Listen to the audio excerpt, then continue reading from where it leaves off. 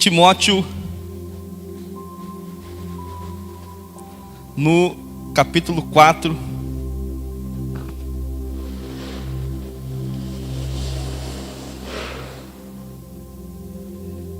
achamos?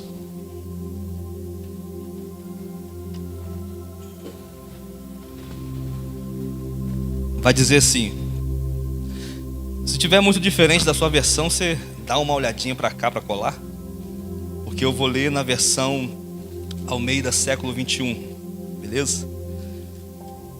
O Espírito afirma, versículo 1: o Espírito afirma expressamente que nos últimos tempos alguns se desviarão da fé e darão ouvidos a espíritos enganadores e a doutrinas de demônios, sobre a influência da hipocrisia de homens mentirosos que têm a consciência insensível. Eles proíbem o casamento e ordenam a abstinência de alimentos que Deus criou para serem recebidos com ações de graças pelos que são fiéis e conhecem bem a verdade. Visto que todas as coisas criadas por Deus são boas, nada deve ser rejeitada se for recebido com ações de graças, pois são santificados pela oração, pela palavra de Deus e pela oração. Ensinando essas coisas aos irmãos, serás bom ministro de Cristo Jesus, nutrindo. Me perdi agora, gente. Mudei o celular de lugar. Aonde? Versículo quê? 6, né? Ensinando essas coisas, serás bom ministro de Cristo Jesus, nutrido pelas palavras da fé e da boa doutrina que tens seguido. Mas rejeita as fábulas profanas e insensatas. Exercita-te na piedade, pois o exercício físico é proveitoso para pouca coisa, mas a piedade é proveitosa para tudo, visto que tem a promessa da vida presente e da futura. Esta palavra é digna de crédito e de toda aceitação, pois é para isso que trabalhamos e lutamos, porque temos colocado nossa esperança no Deus vivo, o Salvador de todos os homens, especialmente dos que creem. Ordena e ensina essas coisas. Ninguém te menospreze por seres jovem, mas procura ser exemplo dos fiéis na palavra, no comportamento, no amor, na fé e na pureza. Enquanto aguardas a minha chegada, aplica-te à leitura, à exortação e ao ensino. Não deixe de desenvolver o dom que há em ti, que te foi dado por profecia com imposição das mãos dos presbíteros. Ocupa-te destas coisas, dedica-te inteiramente a elas, para que todos possam ver teu progresso. Tem cuidado de ti mesmo e do teu ensino, persevera nessas coisas. Desta forma salvarás tanto a ti mesmo como os que te ouvem. Amém? Pai, exalta a sua palavra mais uma vez nesse lugar. Nós estamos pregando diante de ti, Senhor, diante do seu reino, liberando sentenças espirituais, porque confiamos naquilo que o Senhor está fazendo, confiamos na sua verdade, a tua escritura que tem total inspiração do Espírito. Então convence nosso coração, em nome de Jesus. Amém? Queridos, existem palavras que Deus fala conosco e servem tanto para a gente se posicionar naquele dia que a gente ouviu. Deus pode falar algo que a gente esteja passando. Deus pode, através da sua palavra, ensinar a igreja, exortar a igreja, edificar a igreja. E eu creio que tem palavras que são tipo vacinas, que talvez nós não estejamos no meio de um cenário, mas nós estamos percebendo no nosso espírito o todo, o tabuleiro inteiro. Eu sempre falo que o reino de Deus vai além de uma denominação. Deus não deu pastores para uma denominação, Deus deu pastores para uma igreja. E quando Paulo escreve as igrejas, ele fala: a igreja que está na cidade de Corinto, a igreja que está na cidade da Galácia.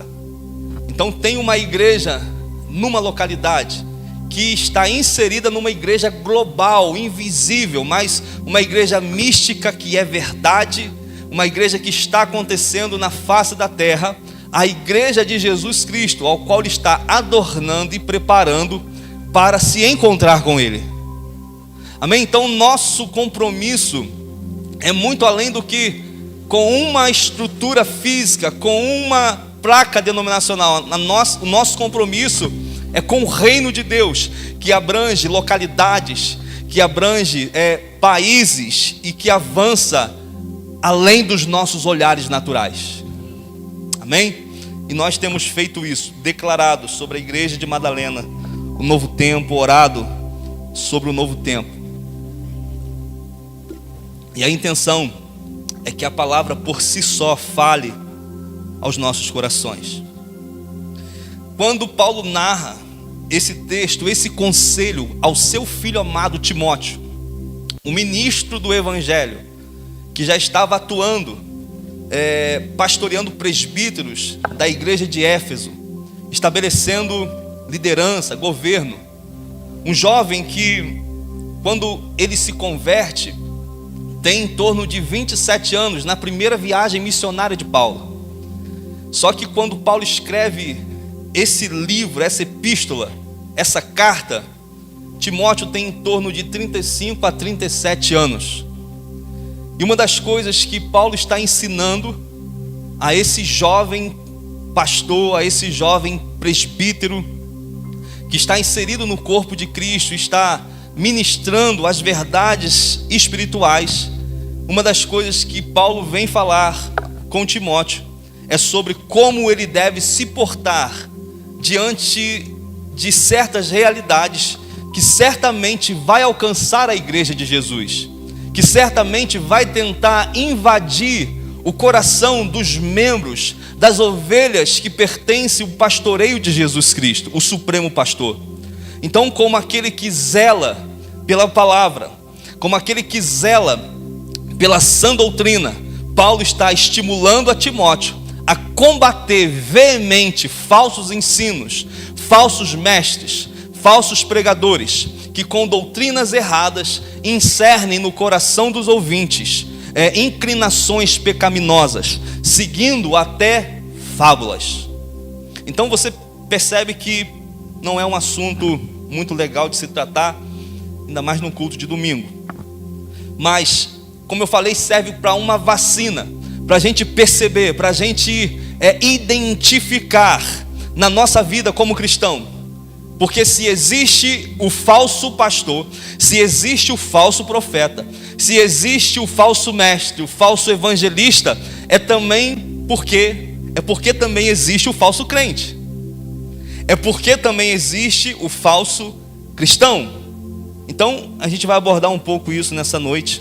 E Timóteo, ele é conclamado a combater erros teológicos. Aqui ele está tratando de um grupo que estava querendo inserir um tipo de apostasia, que era um asceticismo. O que é isso? Eles estavam pregando que para servir a Deus era necessário você se abster de tudo aquilo que diz a respeito do corpo. Ou seja, para os ascetas, você fazer atividade física, você jejuar, você fazer uma dieta e até esmurrar o seu corpo. Você lembra? Alguns filmes que passam as pessoas se batendo com chicote. Para eles, você fazer isso significa se aproximar de Deus, significa elevar a sua moral. Então eles se prendiam em rituais, eles se prendiam em ações vazias, sem a motivação de se sujeitar ao Evangelho de Jesus Cristo, que tem totalmente suficiência para salvar o homem pecador, e a fé em Cristo é suficiente para que nós possamos alcançar uma nova vida, uma nova natureza. O segundo Adão, Jesus Cristo, era o homem celestial, e ele promoveu dentro de nós uma transformação. Esse homem que estava dentro de nós, o velho homem, não precisa ser melhorado, ele tem que ser transformado. Nós passamos às vezes a vida toda como esses homens que estão seguindo os rituais, as regras, para quê? Para lutar contra o pecado e para tentar de alguma maneira se achegar a Deus pelos meus próprios esforços. Quando eu encontro alguém desanimado, eu sempre falo: relembre do Evangelho, faça a trajetória sobre aquilo que Cristo é, sobre as páginas da Bíblia, desde Gênesis, a promessa em Gênesis 3,15, que da semente da mulher viria um que iria esmagar a autoridade da serpente. E ele cumpriu isso. Por isso que ele fala: todo poder me foi dado nos céus e na terra, está consumado. Só que vai ser uma realidade para quem está sobre o novo governo, sobre o novo reino, que é o reino de Cristo, que não tem a ver com exterior, mas o reino de Deus está dentro de nós, não vem com visível aparência, já está operante dentro de nós. Por isso existe paz, alegria e gozo no Espírito Santo. Então essa realidade mudou toda a nossa visão. Não é de fora para dentro, é de dentro para fora. Se mudar aqui, o exterior será consequência. Olha só o que o texto fala, o segundo texto aí, em Colossenses 2,20, na Bíblia Mensagem: assim, se com Cristo vocês deixarem para trás aquela religião pretensiosa e infantil, porque agora se permitem intimidar por ela. Assim, vou ler de novo: assim, se com Cristo vocês deixaram para trás aquela religião pretensiosa e infantil, porque agora se permitem intimidar por ela. Não toquem nisto, não provem aquilo, não cheguem perto daquilo. Acham que essas coisas que hoje estão aqui e amanhã desaparecem são dignas de atenção? Ditas em voz alta, essas ordens podem impressionar. Chegam a parecer religiosas, evocando humildade e sacrifício. Evocado humildade e sacrifício. Estou ruim hoje, hein? Mas não passam de outra forma de autoprojeção, de parecer importante.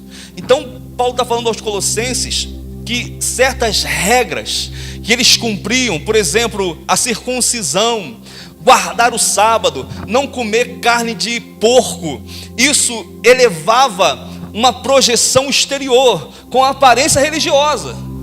É a mesma coisa, não pode comer carne num tipo de semana do ano. Então tem aparência de piedade, tem aparência de verdadeiro, mas estão projetando, elevando a sua santidade, a fim de que através das suas obras hajam salvação, e isso não é o Evangelho. O Evangelho mais alguma coisa não é o Evangelho. O Evangelho mais guardar o sábado não é o Evangelho. O Evangelho mais se salvar por jejum e oração não é o Evangelho. O Evangelho mais qualquer outra coisa que eu faça, cesta básica, ajudar alguém, não é o Evangelho. Quando eu apoio a minha salvação nessas coisas, eu perdi o Evangelho. Isso é consequência na vida de quem é salvo.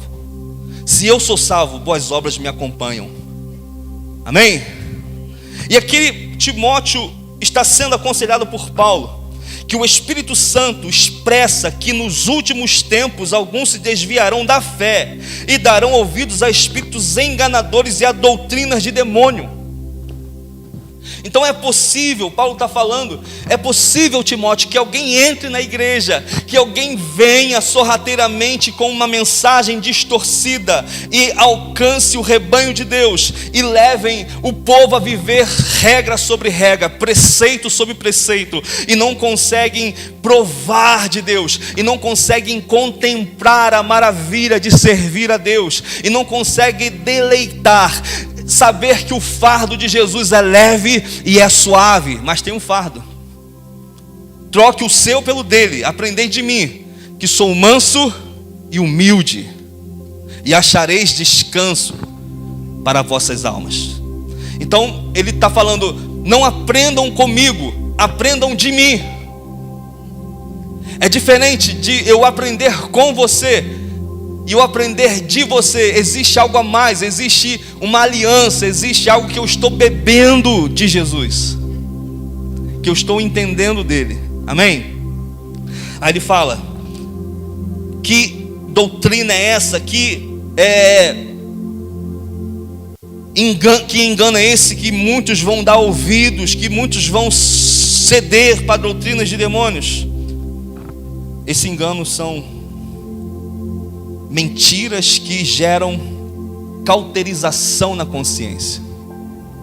Pessoas que ficam cegas para a verdade, presas em rituais religiosos, presas no engano, e não conseguem se desprender para entrar naquilo que Deus fala em sua palavra. São líderes que proíbem casamento e ordenam a abstinência de alimento e coisas que Deus criou para o uso, para serem bem provados, pois tudo que Deus criou é bom e nada deve ser rejeitado, se puder ser recebido com ações de graças e por meio da oração, porquanto é santificado pela palavra e pela oração, orientando aos irmãos quanto esses assuntos. Serás bom ministro de Cristo Jesus, nutrido pelas palavras da fé e da boa teologia que tens seguido.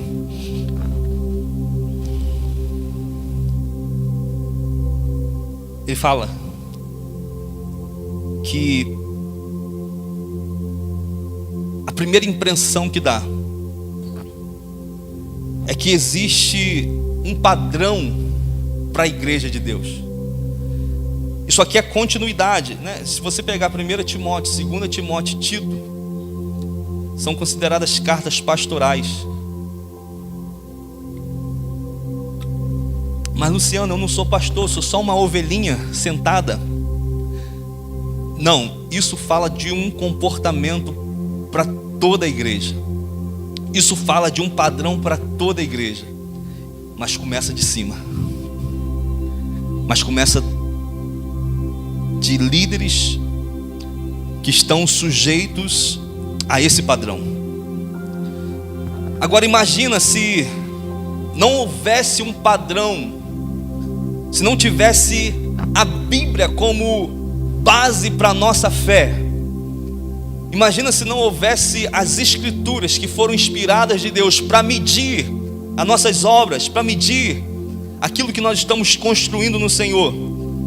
Muitas pessoas iriam abrir a igreja, iriam começar um projeto e falar: poxa, mas Deus falou comigo. Como muitos fazem: não, Deus falou comigo. Só que tem uma base, existe um parâmetro, existe mandamentos, existe preceitos, existe ensinos que nos aponta como nós devemos nos comportar diante dessa obra magnífica que é a obra de Deus, e também que é uma obra que sobrepõe a vontade humana. Existem parâmetros específicos nas Escrituras. Em Timóteo 3,14 fala: mesmo esperando encontrar-te em breve, escrevo-te estas coisas, para que, se eu demorar, saibais como se deve proceder na casa de Deus, que é a igreja do Deus vivo, coluna e alicerce da verdade. Sem dúvida, grande é o mistério da fé.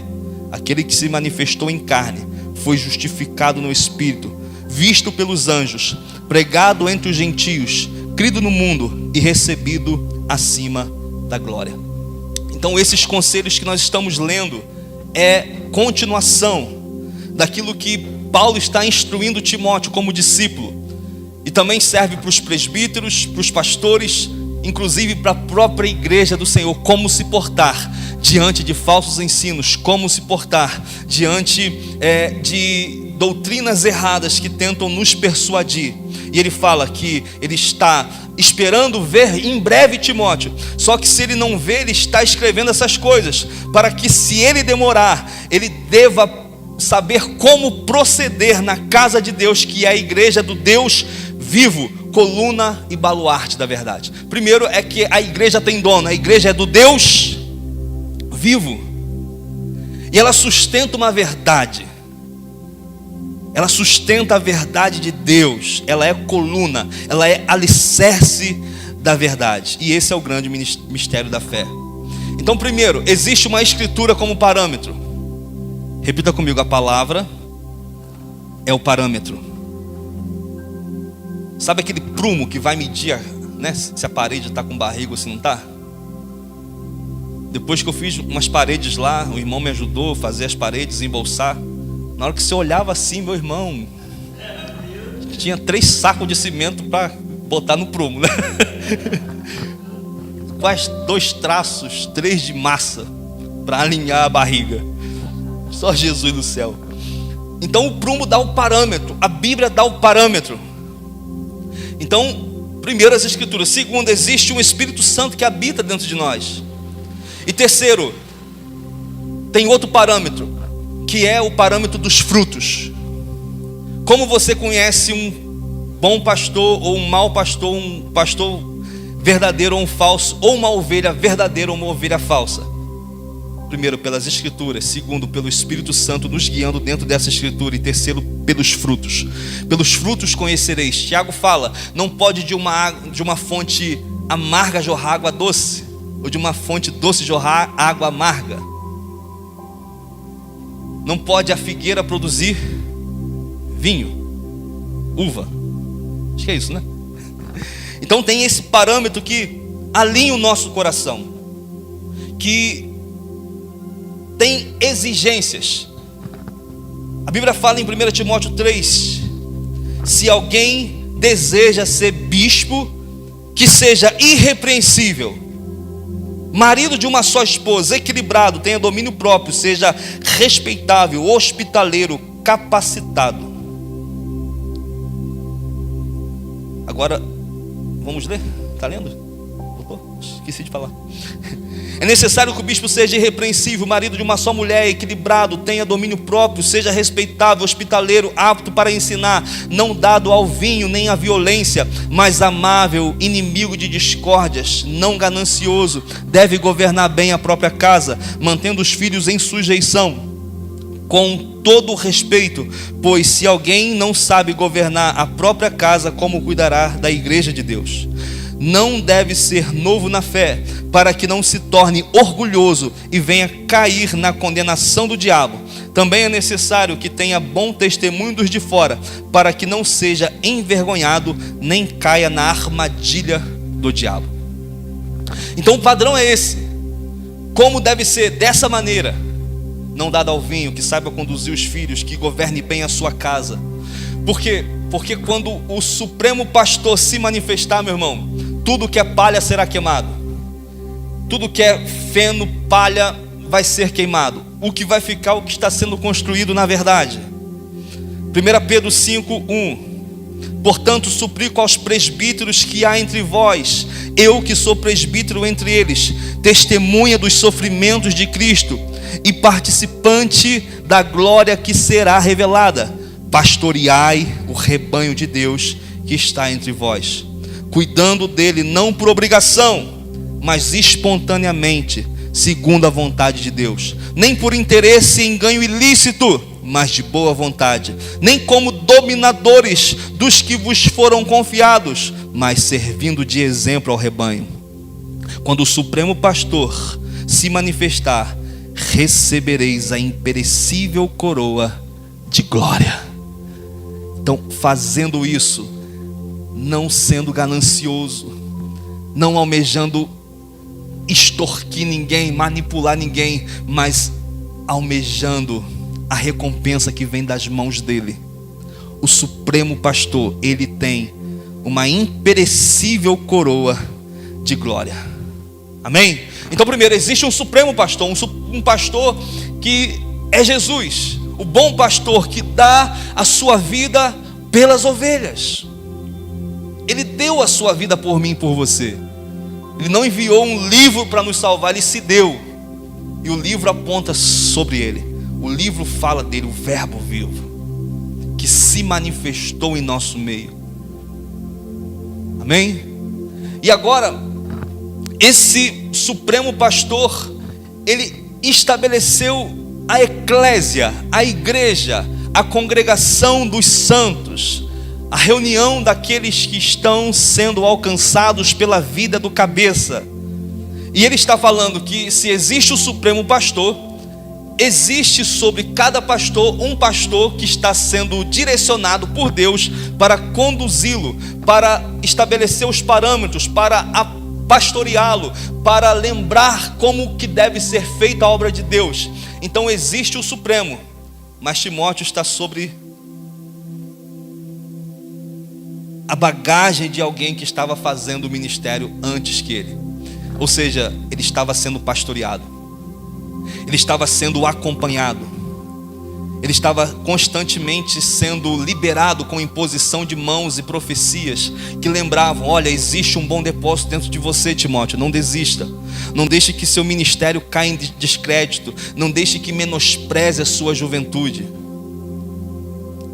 não deixe que ninguém olhe para você e te condene com aquilo que está fora do parâmetro verdadeiro. Então, esse é o parâmetro. Todo pastor precisa ser pastoreado. Todo líder, não só quando começa, meu irmão, é uma rotina, é uma vida que a gente se submete para que o nosso ministério não seja destruído, porque vai vir armadilhas do diabo, vai vir seduções. Pode ser no dia mau, quando tudo estiver dando errado, e o diabo aparecer e começar a soprar no ouvido: olha, para com isso, esquece igreja, desista. Ou pode ser quando tudo está dando certo, no parâmetro humano, no padrão dos homens, igreja cheia, as coisas acontecendo, é uma estrutura já montada, mas se nós não construirmos segundo o parâmetro de Deus, pode ter tudo isso e nós estarmos sendo reprovados pelo Senhor. Então temos que decidir: nós vamos andar em qual plataforma? Uma plataforma que o padrão humano determina o que é sucesso, ou na plataforma que a palavra determina o que é sucesso? As pessoas morrem hoje e recebem uma coroa: combati o bom combate, terminei a carreira e guardei a fé. Mas muitos nem se converteram e recebeu a coroa. Muitos nem botaram a mão no arado, nem conseguiram salvar o próprio irmão.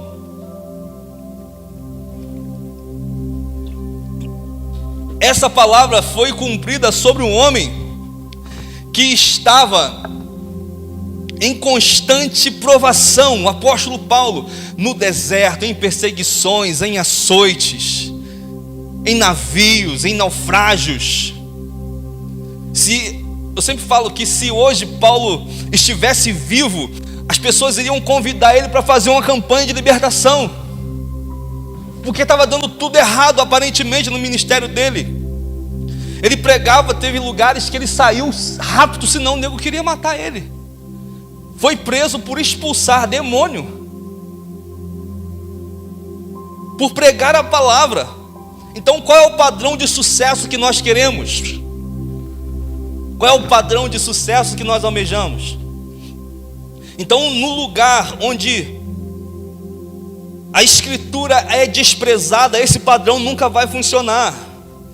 Onde as pessoas estão trabalhando por benefício próprio, onde a igreja está acostumada em barganhar com Deus, em ficar apenas buscando o seu próprio bem, apenas buscando o seu bem-estar e se submetendo a inclinações da sua própria vontade, não será possível entrar essa verdade que tem toda a autoridade sobre a vida de quem nasceu de novo. Repita comigo: a palavra de Deus tem toda a autoridade apenas sobre a vida de quem nasceu de novo. Somente isso. Conecta de novo, vai. Então isso é uma verdade para quem nasceu de novo. Então Paulo está falando: é possível, Timóteo, que pessoas rejeitem o bom ensino. É possível que pessoas rejeitem o ensino e também rejeitem você por guardar o ensino. É doloroso para quem conhece as escrituras ouvir certos tipos de mensagem hoje em dia. Sinceramente, não dá para ouvir todo mundo. Ninguém te menospreza, ele fala. por seres jovens, mas procura ser exemplo para os fiéis na palavra, no comportamento, no amor, na fé e na pureza. Que padrão é esse que está estabelecido? Fala, eu preciso ser exemplo na palavra, no comportamento, no amor e na pureza. Oi? Já botou? Aqui, ó. Versículos aí. E por que Timóteo precisava prosseguir e não dar ouvidos a essas pessoas? Porque lá atrás, ou melhor, na segunda epístola, Paulo alerta ele: Timóteo, prega a palavra, insista a tempo e fora de tempo, aconselha, repreende, exorta com toda paciência e ensino, porque chegará o tempo em que não suportarão a sã doutrina, mas desejando muito coisas agradáveis, ajuntarão para si mestres segundo seus próprios desejos. E não só desviarão os ouvidos da verdade, mas se voltarão para fábulas. Tu, porém, ser equilibrado em tudo, sofre as aflições, faça a obra de um evangelista e cumpre teu ministério. Cara, isso aqui está acontecendo hoje. Acontecia já naquele tempo, mas está cada vez mais crescendo, porque o limpo vai se limpar e o sujo vai se sujar. Ele está falando que vai vir um tempo, já chegou o tempo, em que não suportarão ouvir o santo ensino, mas seguirão líderes segundo a sua própria cobiça.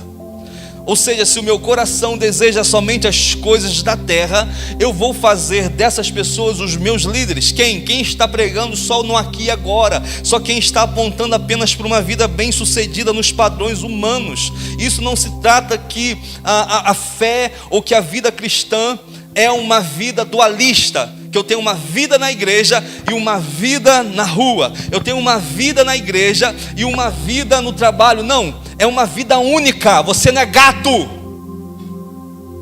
amém? Não tem sete.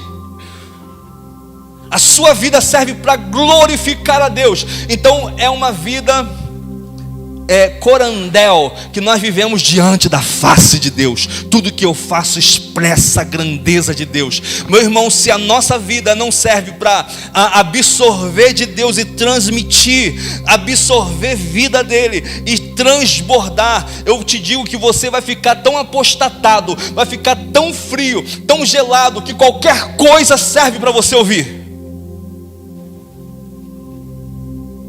Porque tem que fluir. Você recebe e reparte.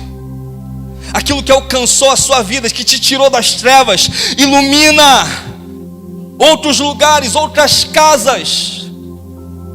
Então esse é o princípio, meu irmão. O reino é movimento. Tudo que não está movimentando está morto. Tudo que está morto está parado. Não fique parado no meio de circunstâncias adversas. Não fique parado em meio a realidades emocionais. Não fique parado em meio às crises, mas permita que o reino faça uma ebulição dentro de você, que extravase as fronteiras, as limitações, e você olhe de dentro para fora. Existe um bom depósito dentro de você, amém? Então não podemos inclinar os nossos ouvidos a fábulas, a ouvir qualquer coisa, a ouvir qualquer ensino. Temos que conferir as escrituras, temos que estar constantemente investigando as escrituras, temos que estar constantemente aprendendo dele. Meu irmão, foi construída uma história. Nós estamos em 2022. Olha só quantas coisas os nossos irmãos em Cristo descobriram a respeito da fé. Hoje a gente tem livros teológicos, a gente tem na palma da mão PDF que você pode baixar. Você pode comprar o Kindle, baixar o Kindle e comprar livros de 9, de 5 reais. Só que a nossa fé é fantasiosa, a nossa fé é mental, não tem praticidade. Nós priorizamos mais um hambúrguer, nós priorizamos mais investimentos pessoais. Por isso que Paulo está falando, olha, o exercício físico não serve para nada. Você está apenas cuidando do corpo, no asceticismo, né? Fazendo que eu chegue a um nível de moral pelo jejum. Mas se você se tornar piedoso, o que é piedade? É um homem de devoção, uma mulher de devoção, que está fixamente olhando para Ele. Quando Paulo ora, Pai, eu peço que os olhos do coração sejam iluminados, para que eles te conheçam, para que eles vejam. É isso, às vezes os olhos estão fechados, os olhos do Espírito estão fechados. E tudo que nós conseguimos ver é aquilo que os olhos naturais ditam. Se tem tribulação, a tribulação alcança meu interior. Se tudo não está indo de acordo com meus padrões, isso afeta e causa uma tempestade dentro de mim. Então eu sou um homem natural, que ando pelo natural. Eu não sou espiritual, porque o espiritual ele está andando nas Escrituras, contemplando Cristo, absorvendo dele, transmitindo, vivenciando. Pode estar indo tudo mal, meu irmão, aparentemente. Pode tudo estar fora do controle, aparentemente. Mas se estiver em ordem aqui dentro, Ele vai colocar todas as coisas no devido lugar, no tempo certo, na hora certa. Amém? Aí ele fala, porque chegará o tempo que não suportarão a sã doutrina. Então, quando a mensagem, quando a palavra é devidamente interpretada, porque o santo ensino tem parâmetros. Não é porque eu prego a Bíblia que eu estou pregando a verdade. Eu posso ler um texto aqui totalmente fora do contexto, ou totalmente fora da nova aliança. Eu só pregar sobre o Velho Testamento, contar história, né? E sobre essa história falar da minha vontade, da minha visão como líder para vocês. Mas qual é o contexto? Qual é a hermenêutica? O que de fato o texto está querendo dizer naquela época e que serve para a gente absorver nesse tempo? Então isso significa pessoas que estão interpretando devidamente as Escrituras, não desprezando a história. Eu recebi do pastor Bruno essa semana, a gente está intensificando o discipulado, e eu recebi dele um material, uns 5 ou 6 PDF de teologia bíblica. Eu falei, gente, que doideira. Eu comecei a ler um e estou ficando maluco, porque vai narrar o contexto histórico de Corinto, por exemplo, a igreja que tinha mais dons, a igreja que tinha assim, todos os dons do Espírito Santo, vocês não carecem de nenhum dom, e ao mesmo tempo era uma igreja problemática, que tinha falta de caráter, o filho pegando a mulher do pai, né, a madrasta, tinha divisão, facção, um dizendo que sou de Paulo, eu sou de Apolo, né, eu sou de disso, eu sou de fulano. E no meio dessa igreja conturbada, Paulo começa a dar diretivas preciosas, como essa igreja deveria se portar. Então narra todo o contexto, atualizando como nós devemos aplicar a verdade. Então esse tempo, meu irmão, que a palavra está sendo interpretada, que a palavra está sendo exposta, é um tempo que a gente olha para a história, que a gente usa material, porque tem uma história por trás disso. Não é uma revelação nova que eu preciso. Eu creio que se todos os pregadores fizessem um curso de teologia, pregassem simplesmente uma teologia sistemática, ou seja, um estudo sobre justificação, tem um ponto lá, justificação, e tudo que está escrito pode ter sido esgotado, a justificação é isso, é aquilo e acabou. Se pregasse apenas isso, a igreja estaria sadia. Mas a gente quer inventar baboseira, né? A gente quer inventar uma pregação nova. A gente quer falar do eunuco do faraó, né? Só misericórdia, Jesus. E por aí vai.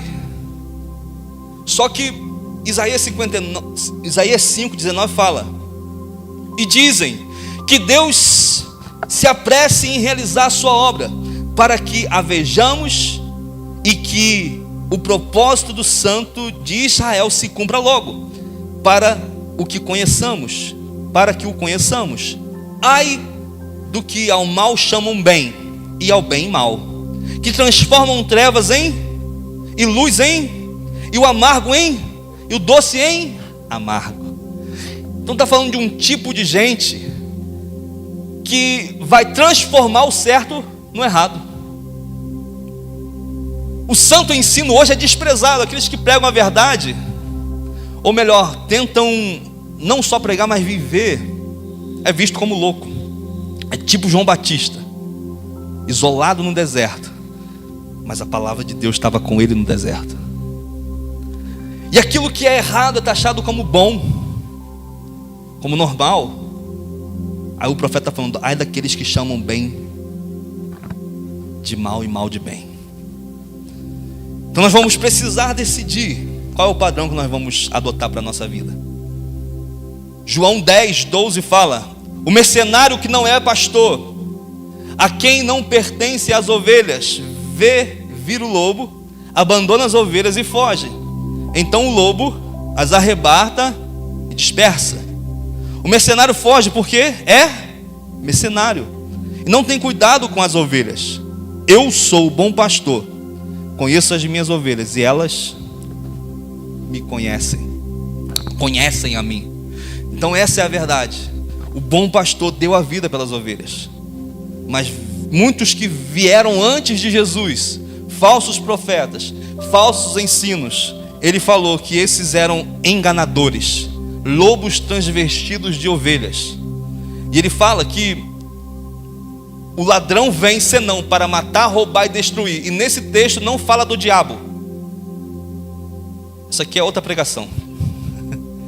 O ladrão, interpretando as escrituras da forma que ela é, não é o diabo, mas os falsos profetas que vieram antes de Jesus, que apontavam muitas vezes para si mesmo ou pregavam em troca de lucro.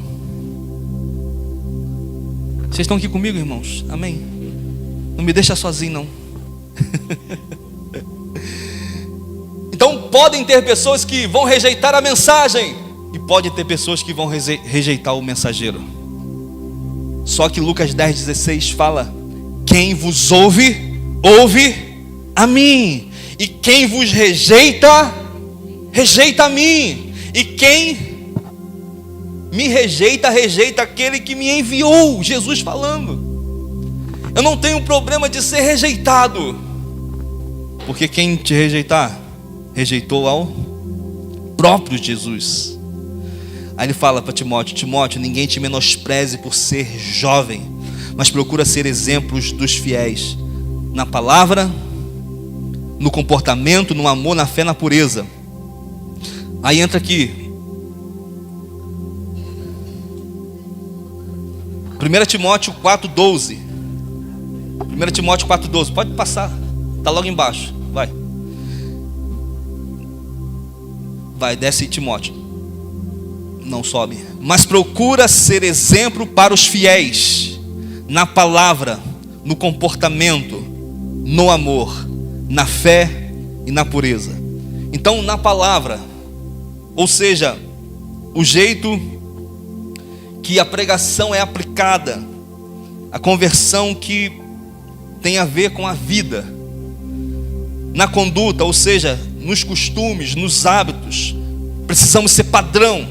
No amor, ou seja, no profundo apego pelos irmãos, no esvaziar a si mesmo para servir. Na fé, ou seja, no exercício desse dom de Deus, que é a raiz que faz brotar o amor. E também na pureza, andar em conformidade ao santo mandamento de Deus concernente à lei moral de Deus. Esse é o padrão. Torna-te modelo. Eu termino lendo esse texto, 2 Coríntios 6:3, achou? Não damos motivo de escândalo a ninguém em circunstância alguma, para que o nosso ministério não caia em descrédito. Ao contrário, como servos de Deus, recomendamos-nos de todas as formas, em muita perseverança, em sofrimento, em privações e tristezas. O ministério pode cair em descrédito. Por isso que ele escreve em Atos 17, escreve em Timóteo 4, nós lemos também aqui, cuida de ti mesmo e da sã doutrina. cuida de ti primeiro. O primeiro cuidado que um pastor precisa ter, que você precisa ter, é com você mesmo.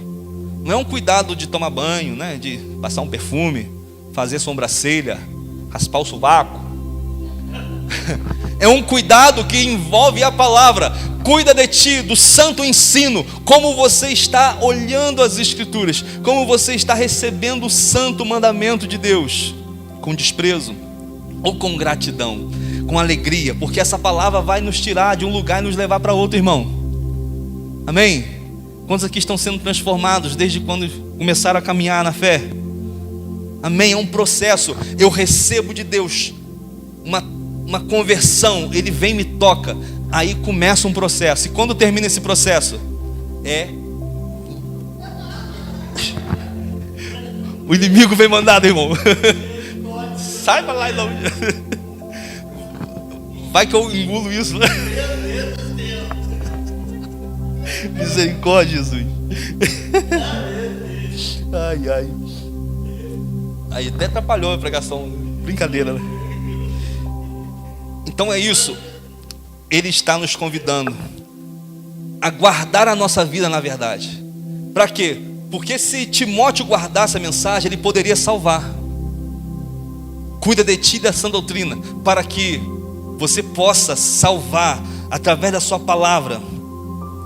Olha só, tem que cuidar de ti e do santo ensino. Persevera nesses deveres, pois agindo assim salvarás tanto a tua própria vida quanto a todos que te derem ouvidos.